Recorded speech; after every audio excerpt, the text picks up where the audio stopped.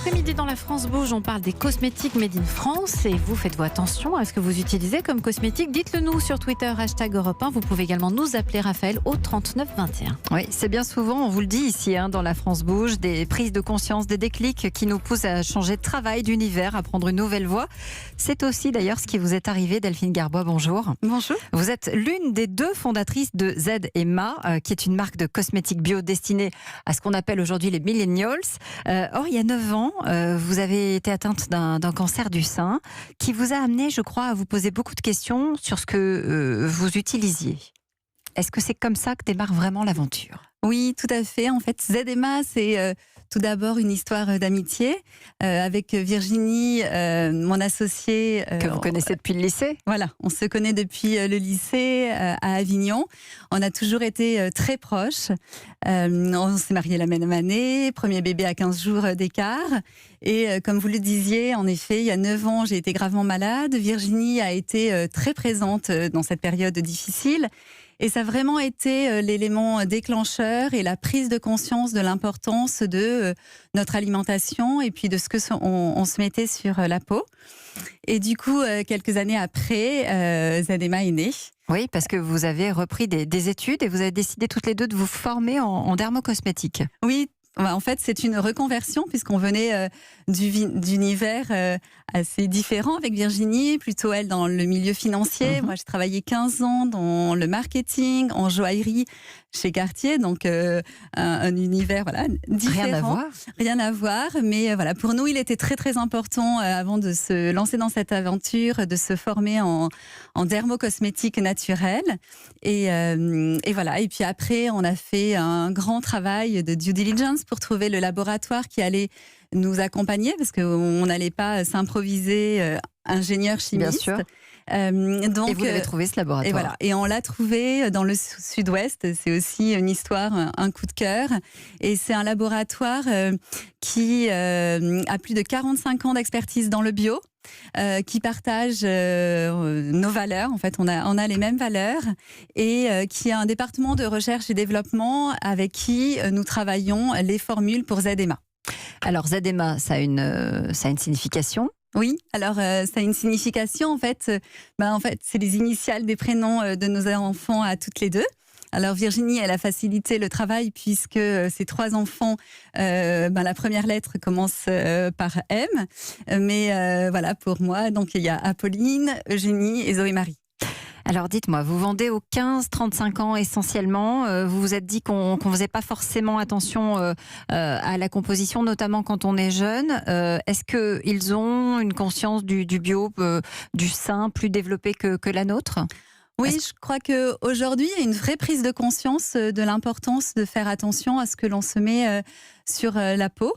Et en fait, aujourd'hui, nous, on propose des essentiels beauté green. Donc, des produits labellisés Cosmé Bio, sans perturbateurs endocriniens, sans pétrochimie, avec des gestes simples. Donc voilà, ça correspond à beaucoup de demandes. Elisabeth, les cosmétiques, on en dépense beaucoup par an ? Alors il y a l'INSEE qui étudie chaque année ce genre de choses, et la part du budget consacrée aux soins et aux biens personnels, c'est-à-dire dans les cosmétiques beauté, dans les produits de beauté, on englobe toujours aussi tout ce qui est parfum, rasoir, ça fait partie du package, et ça ne cesse d'augmenter depuis les années 60. Alors ça ne cesse d'augmenter aussi parce qu'il y a de plus en plus de choix, donc on achète plus de choses, mais les dépenses en cosmétiques représentent près de 32% du budget des Français, contre 9% dans les années 60, et ça correspond à environ 965 € en moyenne par an. Que dit notre coach, Luc Le Sénécal ?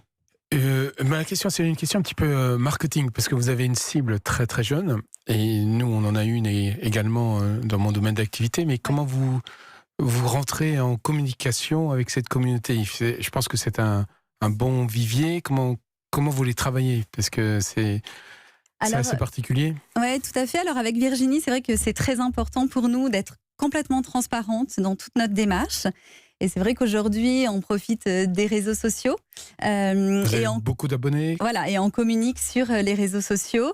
On raconte tout, en fait. On raconte la vie de l'entreprise, notre start-up, tout ce qui s'y passe, mais aussi on consulte notre communauté qui est engagée.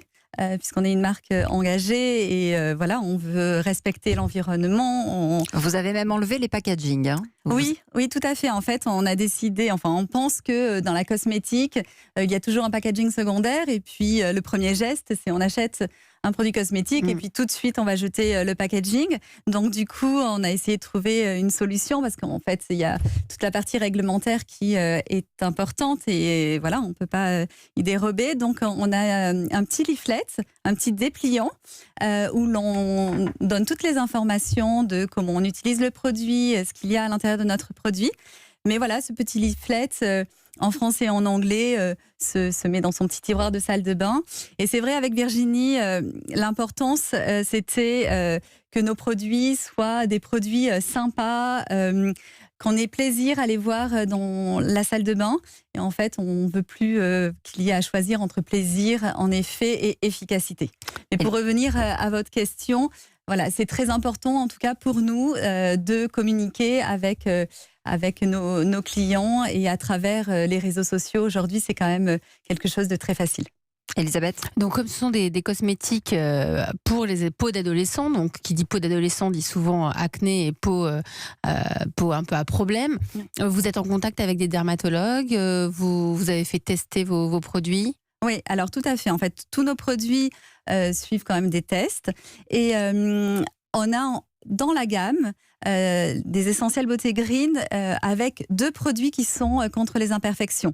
On a le sérum anti-imperfection qui est un sérum avec une application locale et qui est un peu un anti-bouton et qui fonctionne très bien. Ensuite, qui a été testé. Voilà, qui a été testé. Alors oui, on a pas mal travaillé avec des dermatologues. Et puis en fait, aujourd'hui, les boutons, ça touche pas seulement les ados. On se rend compte qu'on a de plus en plus de personnes qui ont des problèmes de peau et du coup, on a le témoignage d'une dermatologue qui ne trouvait rien à mettre sur sa peau et typiquement l'huile du soir aussi, qui est une expérience phytosensorielle. On en parlera un tout petit peu plus tard si vous le voulez bien. On va s'arrêter 30 secondes et on revient par les cosmétiques. D'accord.